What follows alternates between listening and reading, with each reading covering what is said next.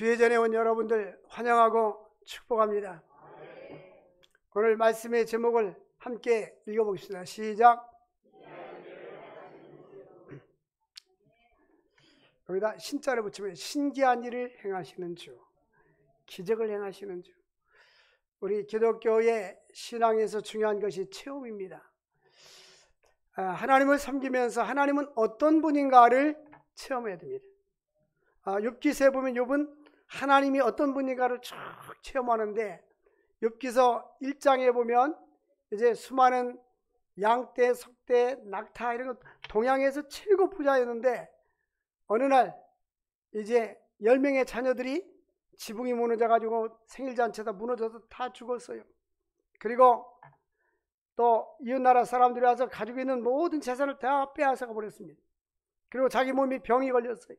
자기 아내가 이런 이야기를 합니다. 당신 그래도 하나님을 잘 섬기겠습니까?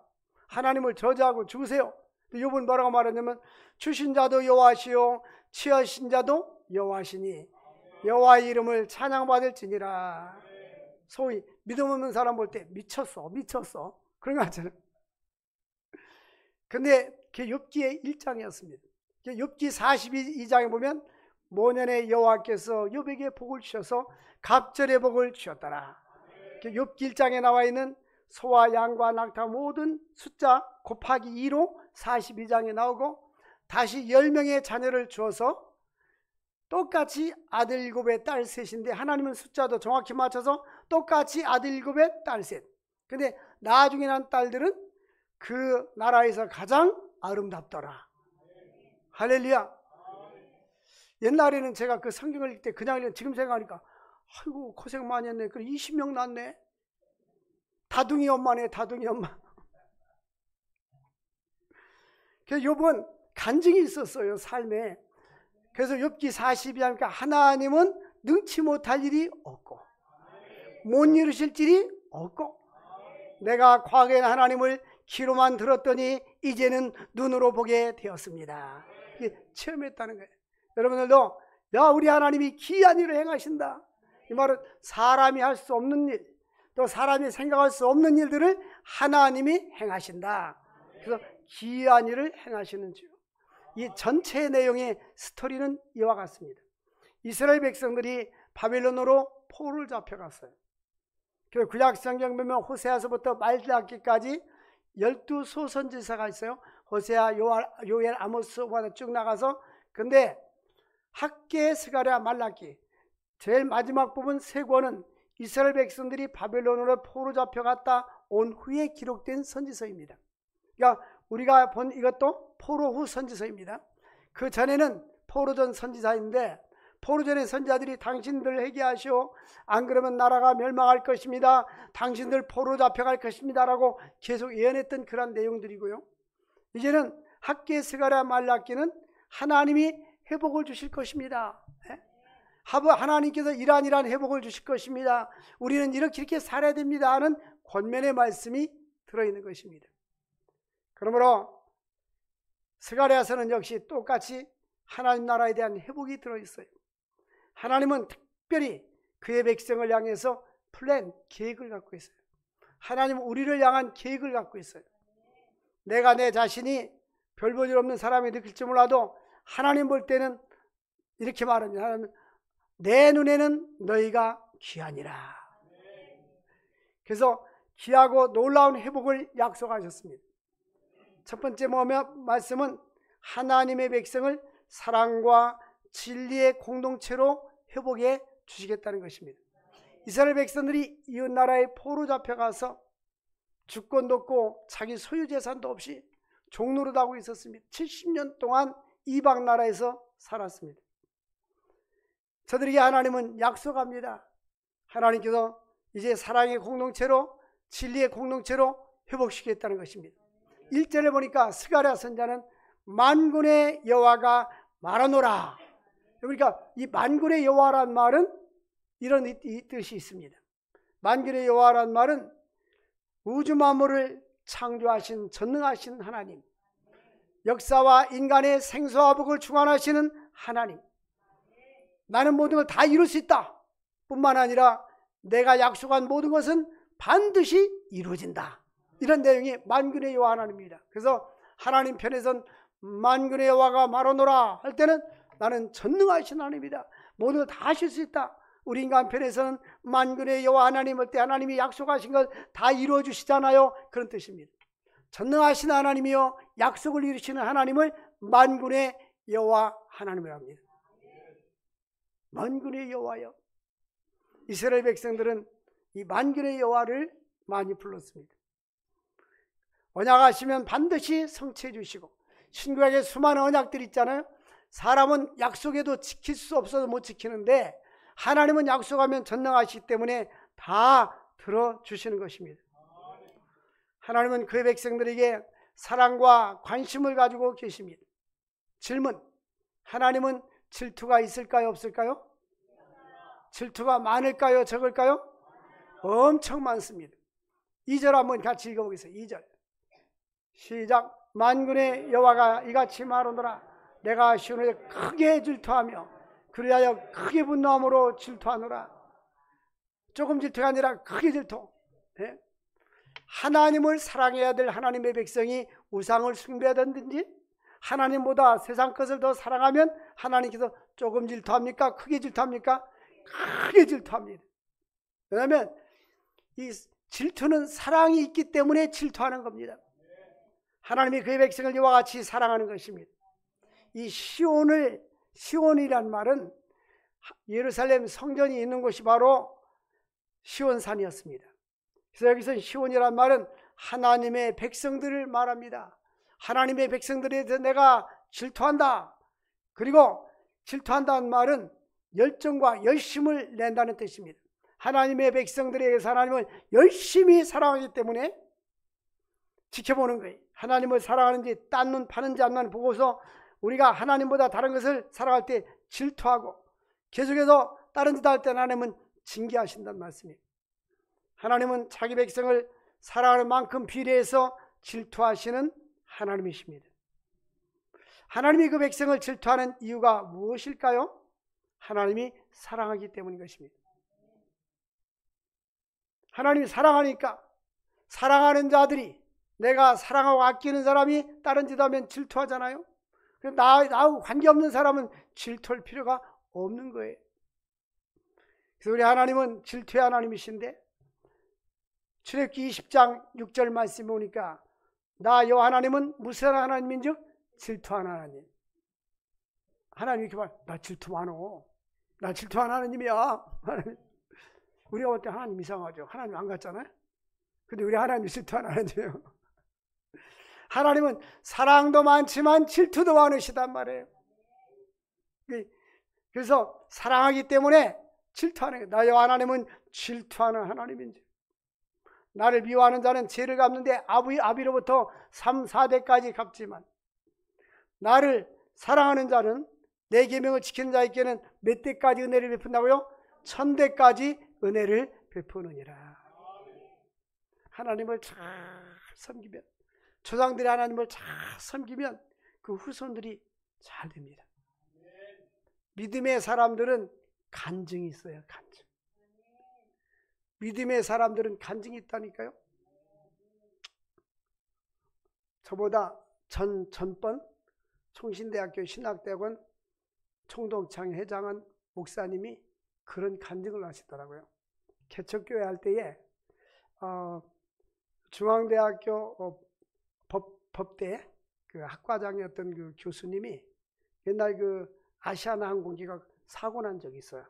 그 타고 가다가 사고 났어요. 그 세상을 떠났어. 근데 그 아내 되는 분이 그 보상 나온 것뿐만 아니라 자기 가지고 있는 소유까지 몽땅 다 들여버렸어요. 그 개척교회에다가. 그러니까 그 목사님이 자녀들 살게 해줘야 될 거 아니에요. 그 교회에서 계속 이제 케어를 해주고 또 그냥 새벽기도 때 교회 문 열고 닫기만 하면서 교회에서 말하자면 사례를 준 거예요. 생활을 해줘야 되니까. 근데 자녀들이 다 잘 됐어요. 의사도 되고 하여튼 사회적으로는 다 지도자가 잘 돼서 중간에는 우리 이거 안 해도 됩니다. 그러니까 그 교회가 그 기초를 닦아가지고 엄청난 부흥을 일으켰어요.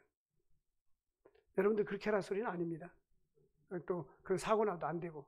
어쨌든 제가 얘기하는 것은 부모가 하나님을 사랑하고 헌신했을 때에 자손 천대까지 은혜를 베풀어 주신다. 근데 여기 보니까 하나님께서는 믿음의 사람들이 신실하게 살기를 원하고 하나님의 백성들이 회개하고 돌아와서 사랑과 진리의 공동체가 되기를 원하시는 것입니다. 하나님께서는 하나님의 교회가 진리의 공동체가 되기를 원합니다. 그래서 성경은 진리의 기둥과 터라고 말씀하고 있습니다. 하나님의 교회는 성경 말씀 기초에 세워진 진리의 기둥과 터인 것입니다. 이 진리의 기둥과 터는 예수님의 재림과 함께 완성이 되는 것입니다. 두 번째로 하나님의 백성들을 평화와 기적의 공동체로 회복해 주십니다. 지구상에는 전쟁이 끊이지 않고 있잖아요. 러시아와 우크라이나, 팔레스타인과 이스라엘 계속 전쟁 중입니다. 그런데 이스라엘 백성들이 바벨론이라는 나라를 이제 포로로 끌려갔어요. 먼 나라 수천 킬로로 끌려갔습니다. 그런데 이제 하나님께서는 이들에게 다시 회복이 됐잖아요. 회복이 되고 하나님께서는 이들에게 평화의 축복을 약속해 주셨습니다. 국가로 말하면 평화, 개인으로 말하면 평강. 전쟁이 일어나고 어떤 재난이 일어나고 그런 평안이 없지 않습니까? 쿠데타가 일어나고 지금 미얀마는 자기 자국민들끼리 군부 쿠데타가 일어나가지고 민주화 정부를 축출시켜가지고 군사정부가 된 후에 계속해서 양측이 싸우고 있어서 5만 명이 현재까지 죽었다고 합니다.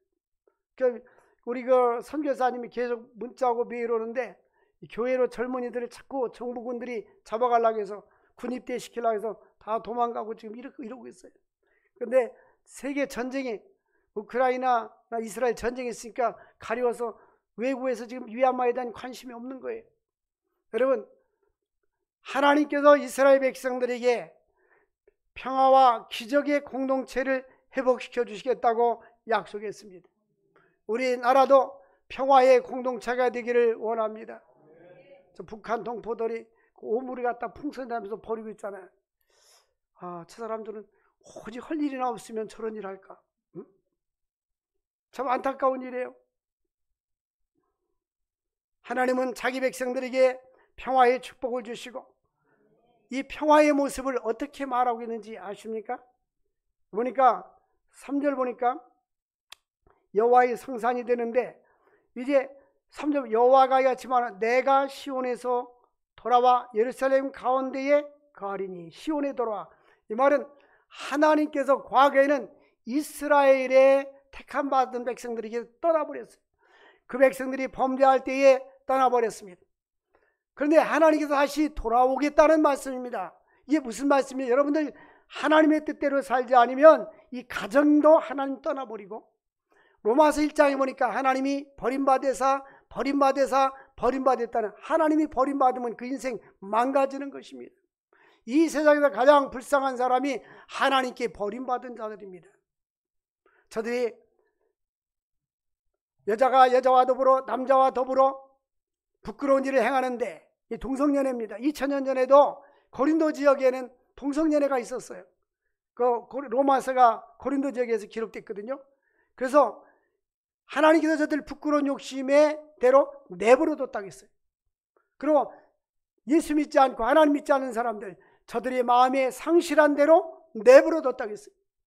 내가 예수를 믿지 않는 것 같지만 내가 하나님께 돌아오지 않는 것 같지만 하나님께서 그들의 상실한 마음대로 버림받은 자들입니다. 하나님께서 이스라엘 백성들에게 버려버렸어요. 왜? 불순종하고 우상 숭배하니까 버렸어요. 버림받으니까 이방 나라가 쳐들어와가지고 1차, 2차, 3차, 4차에 걸쳐 20년 동안 사람들을 포로로 잡아갔어요. 맨 처음에는 왕족들과 귀족들과 엘리트를 잡아갔어요. 그 중에 한 사람이 바로 다니엘의 세 친구였습니다. 그래가지고 70년이라는 긴 세월 동안 안식일을 지키라는데 안 지키니까, 안식년을 지키라고 하니까 안 지키니까, 안식일은 일주일에 한 번, 안식년은 6년 동안 농사 짓고 7년째 쉬는 겁니다. 그 다음에 신년은 77은 49, 그래서 49년과 50년째 땅을 쉬게 하고 노예도 해방시켜주고 부채 있는 사람들 다 탕감해주는 게 신년제도입니다. 근데 하나님의 백성들이 그게 살지 않는 거예요.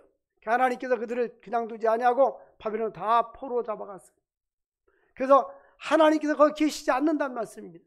하나님께서 3절이니까 여호와가 이같이 말하노 내가 시온에 다시 돌아와서, 찬송을 보니까 주 떠나가시면 내 생명 어때? 하나님께 버림받으면 그 인생은 헛된 거예요. 근데 하나님께서 내가 다시 돌아오리라.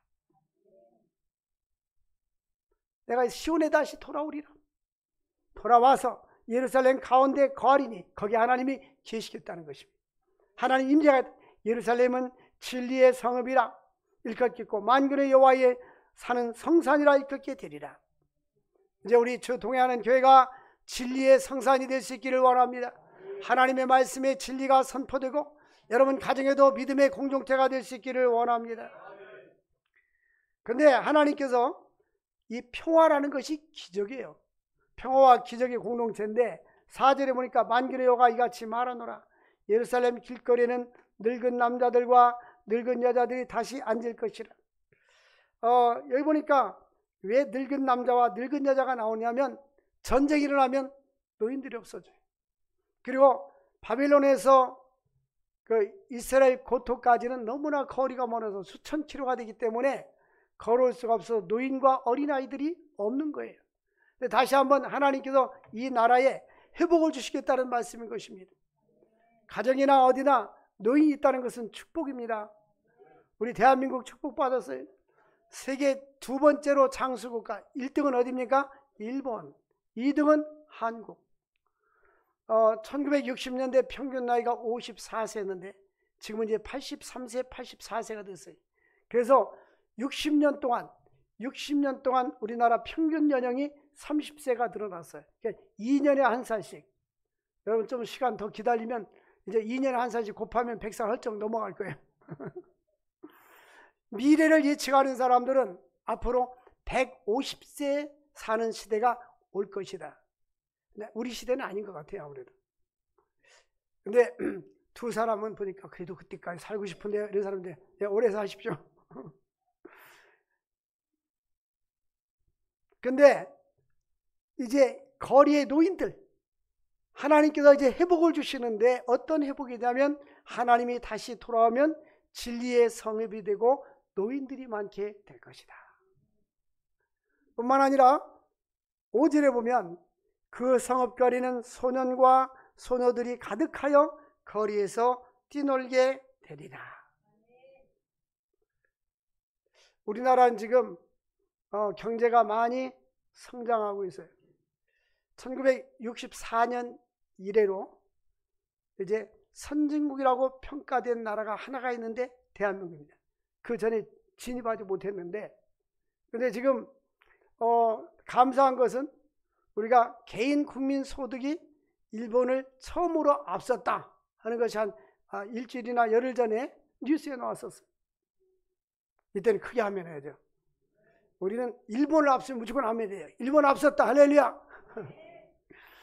옛날 70년대만 해도 그 소니 일본 전자제품에도 우리가 일본을 따라가려면 어른들이 30년 뒤졌다. 그런데 벌써 소니는 사라져버리고 삼성이 세계에서 아주 앞장서가고 있지 않습니까? 근데 여기 보면 성읍거리에 소년과 소녀들이 가득하여 거리에서 뛰놀리라. 우리는 이 5절을 위해서 기도 많이 해야 됩니다. 5절. 우리나라가 과거에 가장 많이 출산율이 높을 때가 1년에 90만 명까지 한 해 나왔어요. 그리고 보통 70만 명, 그 정도. 고3 학생들이 70만 명, 대학 정원들은 한 50만 명, 50만 명 됐었어요. 그런데 지금은 대학 정원이 50만 명이라면 고3 학생들은 40만 명에서 점점 줄어들고 있어요. 대학의 정원이 계속 미달되고 있어요. 그래서 입학할 때 되면, 학생 모집할 때는 대학교 총장님이 교문에서 선생님이 기다리고 있습니다. 시대가 많이 바뀌었어요. 그리고 지금 우리 1년에 30만 명도 안 낳고 있어요. 그래서 그 인구학자들이 걱정했잖아요. 외국에서 대한민국이 지구에서 가장 먼저 사라질 나라라고 걱정하고 있는데요. 물론 현재 보면 현재처럼 나가면 100년 후에는 한 2천만 명 될 거라고 생각하더라고요. 예측이. 그런데 그건 하나의 예측이기 때문에 잘 몰라요. 그런데 분명한 것은 20년 후면, 지금 출생하는 아이들 기준입니다. 뭐 27만 명, 26만 명 이렇게 낳고 있는데 20년 후면 우리나라 인구는 20세 미만의 인구가 10%, 10명 중에 1명, 100명 중에 10명이란 말이에요. 그러니까 그렇게 인구가 줄어드는 거예요. 젊은이들 보기가 힘들어요.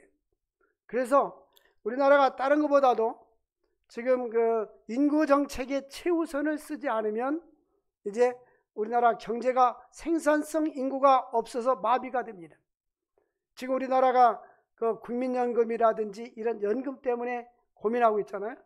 옛날은 보통 70세나 71세 이세로 세팅은, 그때는 평균 연령이 그 정도면 다들 가셨으니까. 지금은 막 90살, 100살 살잖아요. 그러니까 이 노인들은 많아지는데 젊은이들이 없어요. 그래서 10년 전까지만 해도 거제도의 외국인들이 10%고 한국 사람들이 90%였는데 지금은 외국인들이 90%고 한국인들이 10%. 목사님은 어떻게 그렇게 잘하십니까? 늘 경제신문하고 늘 신문 봐서 입력을 해놓잖아요. 숫자를. 그러니까 지금 우리 대한민국이 이제 단일민족이 벌써 아니고요. 미국을 영어로 뭐라고 말하면 유나이티드 스테이트 오브 아메리카 하는데, 미 합중국이라는데 이제는 유나이티드 스테이트 오브 사우스 코리아, 이 남한도 합중국입니다. 각 나라 사람들이 다 와서 살고 있잖아요. 지금 우리는 하나님께서 이 스가랴서 8장 5절 말씀이 우리에게 임하여서 하나님 아버지, 이미 4절에는 이제 연세 드신 분이 많아진 것은 그 축복입니다. 이미 축복이 임했고, 이제 5절에 있는데 젊은이들이 거리에서, 소년과 소녀들이 가득하여 거리에서 뛰놀리라. 하나님, 이 땅에 생산의 축복을 주옵소서. 생육하고 번성하여 땅에 충만한 축복을 주시옵소서. 그러니까 보니까 우리 러시아도 3명 나면은 집 한 채를 준다고 하잖아요. 네? 우리 지난번에 선교사님 와서 이야기했잖아요. 헝가리 같은 데는 결혼만 하면, 도시에서 결혼하면 1억 주고 지방에서 결혼하면 4천만 원 주니까 다들 도시 가서 결혼해서 살아요. 프랑스도 과거에 세계 최고의 그 저출산 국가였는데 지금은 그렇잖아요. 거기도 3명, 4명 나면 집을 줬어요. 어쨌든 하나님께서는 이제 스가랴에게 다 바벨론 포로 잡혀가고 거리엔 노인도 없고 젊은이들이 없는데 하나님이 회복 주셔서 거리에는 노인도 많을 것이고 젊은이들이 많아져서 뛰놀릴 것이라는 것은 비전을 주셨습니다. 만군의 여호와가 말한 말은 하나님의 약속이기 때문에 내가 그렇게 이루어 주리라, 이 말씀인 것입니다. 우리 대한민국에도 이러한 비전의 역사와 축복이 있기를 원합니다. 우리는 지금 회복이 필요한 것입니다. 육체적으로도 건강이 회복돼야 되고 경제적으로도 많이 회복돼야 됩니다. 소상공인들이 너무나 신음하고 있어요. 뭐라고 되냐면 인큐베이터에 있던 아기가 이제 산소호흡기를 댔다가 탁 떼는 것처럼, 우리 코비드-19 코로나 때는 정부에서 지원금을 줘가지고 그래도 자영업자들이 버텼는데 코로나 끝나서 지원금을 딱 떼니까 이제부터는 파산이 계속 예견이 되어서 정부에서 어떻게 하지 않으면 계속해서 파산이 이어지고, 또한 일반 기업체들도 많이 지금 어려움을 당하고 있습니다. 10개 중에 4개는 돈 벌어서 이자도 못 내는 기업을 좀비 기업이라고 하는데 좀비 기업이 늘어나고 있다. 그리고 저축은행은 지금 돈 내고 이자 갚지 못하는 연체율이 3천억이 넘었어요. 이러한 어려운 위기 가운데 있는데 우리 하나님은 만군의 여호와가 말하노라. 만군의 여호와는 전능하신 하나님이십니다. 하나님, 우리나라에 총체적인 회복을 주옵소서. 우리는 IMF 때 교회 앞에다 크게다가 글씨를 써놔가지고 국가를 위한 기도, 교회를 위한 기도, 가정을 위한 기도, 교회를 위한 기도 쫙 써서 한 20년 동안 쭉 기도해 왔어요. 그중에 하나가 우리 국가가 하나님 앞에 나라 민족이 세계 열방의 복음을 증거하는 나라가 되고 지도자들이 바로 서게 하고 정치, 경제, 사회, 문화가 안정되게 해달라고, 경제가 회복되게 해달라고 우리는 계속 기도해야 하는 것입니다. 그날에 남은 백성의 눈에는 기약은이와 6절 보니까 만군의 여호와가 또 이같이 말하노라. 그날에 남은 백성의 눈에는 기약은이와. 야, 이거 기적이다, 기적. 과거에는 이런 일이 없었는데 왜 이런 일이 벌어질까? 인간의 편에서는 기적이지만 하나님 편에서 볼 때는 내 눈에 어찌 기약이겠느냐, 기적이겠느냐. 어저께 그 기독교 치유연구원이라고 사모님들끼리 모여서 그 공부하는 학교가 있어요. 한 10년 전에 제가 거기 가서 강의했는데 어떤 사모님이 아들 결혼한다고 오라 해서 갔었습니다. 거기 다 옹기종기 모여 있더라고요. 근데 한 분은 전도사님인데 어떤 분이 한 분은 또 한 분이 그런 간증을 해요. 지난번에 그 저쪽 서울 외곽에 암스트롱이라고 있어요. 암스트롱. 그 암을 치료하는 그러한 큰 센터고 그 거기에서 자면서 살아요. 그런데 비용이 한 달에 500만 원, 1000만 원, 1500만 원 그래요. 거기가. 근데 거기에 그분이 있었어요. 근데 암스트롱이 있었는데 무른이 완치됐습니다. 몇 년 지났는데 의사가 완치 판정을 했습니다. 암 사기였었거든요. 근데 우리가 인간이 생각할 때는 사람이 볼 때는 야, 이거 기적이다. 하지만 하나님 편에서는 기적이 아니다 그 말이에요. 하나님은 감기를 치료하시나 종기를 치료하시나 암을 치료하시는 하나님은 똑같아요. 우리 인간의 의사는 차이가 많아요. 여기 6절 말씀 보면 하나님께서는 우리의 환경과 우리의 삶을 지배하시는데요. 이제 그러한 것이 회복될 때 사람의 눈에는 기이하지만 하나님의 눈에는 기이하지 않다. 사람의 눈에는 기적 같지만 하나님이 볼 때는 기적이 아니다는 것입니다. 전능하신 하나님의 능력을 힘입어 많은 기적을 체험할 수 있기를 원합니다. 세 번째로 하나님의 백성들은 구원의 기쁨과 축복의 공동체로 회복시켜 주시겠다고 약속했습니다. 이스라엘 백성들은 바벨론 생활할 때 1년에 4번씩 금식했습니다. 이 금식은 자기들이 고난을 당할 때를 절기를 삼아서 4번씩 과거의 고난의 날을 기억하면서 절기를 삼았습니다. 그런데 19절 말씀에 이런 약속이 있어요. 19절 하반절에 보면 금식이 변하여, 따라서 합시다. 금식이 변하여, 고난이 변하여, 하나님께서 금식이 변하여, 고난이 변하여, 경제적인 어려움이 변하여, 질병이 변하여 유다 족속에게 기쁨과 즐거움과 희락의 절기가 될 것이다. 하나님이 함께 하시면 변장된 축복을 주시는 것입니다. 우리는 전능하신 하나님을 늘 믿는다고 하지만 신앙 고백은 입으로 하고 문 닫고 나가면 안 믿어지는 거예요. 아이고 죽겠네, 아이고 죽겠네 이러고 있어요. 전능하신 하나님 역사하여 주옵소서. 우리 하나님의 능력을 체험할 수 있기를 바랍니다. 그래서 하나님은 그들에게 고난당하는 백성들에게 회복을 약속해. 회복. 따라서 합시다. 회복을 위해서 기도하십시오. 저는 개봉동에 있을 때에 회복을 위해서 40일 동안 본당에서 의자에서 누워서 자면서 기도했어요. 회복. 나라 민족이 회복되게 하시고, 정치 경제가 회복되게 하시고, 교회가 회복되게 하시고, 건강 회복되게 하시고, 개인의 삶이 회복되게 하시고 기도하십시오. 그런데 하나님은 12절 보면 물질의 회복을 약속하셨습니다. 12절 한번 같이 읽겠습니다. 시작. 곧 평강의 씨앗을 얻을 것이라. 포도나무가 열매를 맺으며 땅이 산물을 내며 하늘은 이슬을 내리리니 내가 이 남은 백성으로 이 모든 것을 누리게 하리라.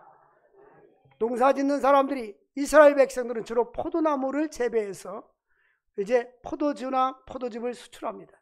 그런데 포도가 열매를 과거에는 맺지 못했는데 열매를 맺게 하시고, 땅이 과거에는 산물을 내지 못해 산물을 나게 해주시고, 하늘에서 다시 이슬이 내립니다.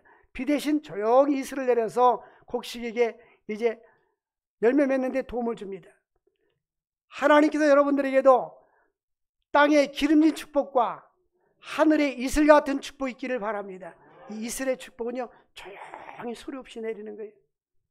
주택복권 당첨되는 것은 이슬의 축복이 아니라 소나기 축복입니다. 근데 소나기가 너무 많이 홍수 내려가지고 망하는 경우들이 많아요. 이슬의 축복. 그런데 하나님께서 이렇게 축복을 받았는데 누리지 못하고 죽는 사람도 있어요. 그런데 하나님께서 이 모든 것을 뭐하게 하리라? 누리게 하리라.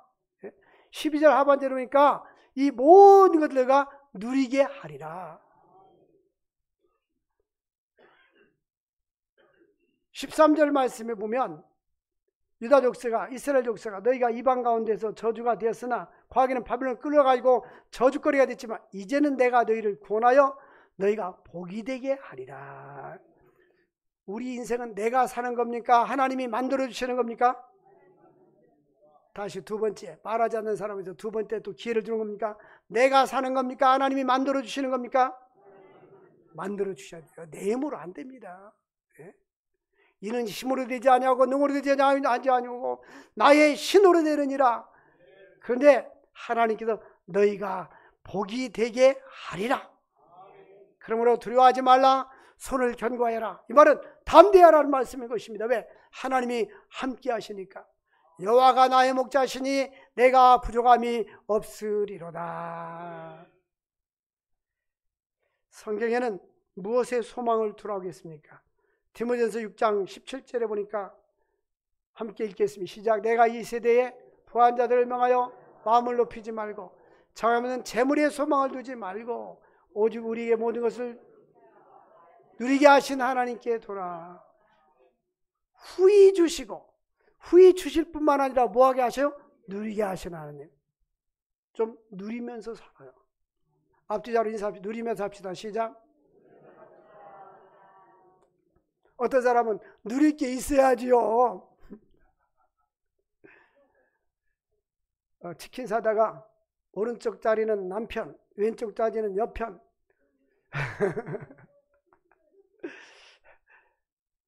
남는 건 아들. 이게 누리면서 하세요. 인생을 재밌게 사는 게 누리는 거예요. 다른 거 없어요. 네? 하나님이 주신 이 아름다운 동산에서 전도서 9장 9절에 보면 사랑하는 아내와 함께 해 아래서 즐겁게 살지어다. 즐겁게 사는 거예요. 찡그리지 말고 즐겁게 살지어다. 그리고 디모데전서 6장 18절 보니까 하나님은 이제 이 땅에서 재물의 복을 받은 자들에게 어떻게 살아야 되는지를 가르쳐주고 있어요. 같이 시작. 선을 행하고 선한 사업을 많이 하고 나누어 주기를 좋아하며 너그러운 자가 되라. 넉넉하게 베풀면서 나누어 주면서 살아라. 네? 이같이 하는 자들이 디모데전서 6장 19절에 같이 읽겠어요. 시작. 이것이 장래에 자기를 위하여 좋은 터를 쌓아 참된 생명을 취하는 것이다. 하나님 나라에 좋은 터를 쌓는 것이다.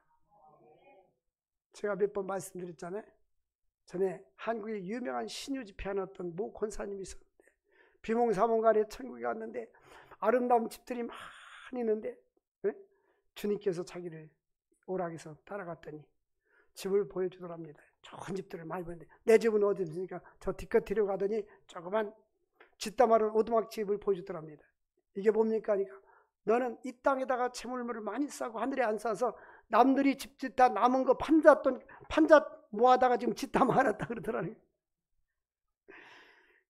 그래가지고 그 당시에 지금으로부터 한 3, 40년 전 얘기입니다. 그 당시에 그 20억이라는 재산을 갖다가 북한 선교단체에다가 기증을 했어요. 그분이 그 은사집회도 하고 그랬던 분이에요. 그 무슨 단체를 가지고 있었는데 우리 주님께서 우리에게 너희의 보물을 어디에 쌓아두라? 하늘에 쌓아두라. 우리 선한 사업은 선교하고 구제하고 나눠주는 게 하늘의 보물을 쌓는 것입니다. 오늘 귀한 말씀 따라서 회복될 수 있기를 바랍니다. 건강이 회복되고 물질이 경제가 회복되고 삶이 회복되고 누리며 살고 베풀며 사는 축복 있기를 바라고 우리나라도 정치 경제 사회가 회복되는 축복 있기를 주의 이름으로 축복합니다. 여러분 가정도 사랑 안에서 하나가 되는 공동체가 될 수 있기를 주의 이름으로 축원합니다. 하나님 아버지 감사합니다. 귀한 말씀 주신 주님 말씀 안에 거하는 저들 되게 하여 주옵소서. 예수님의 이름으로 기도합나이다. 아멘.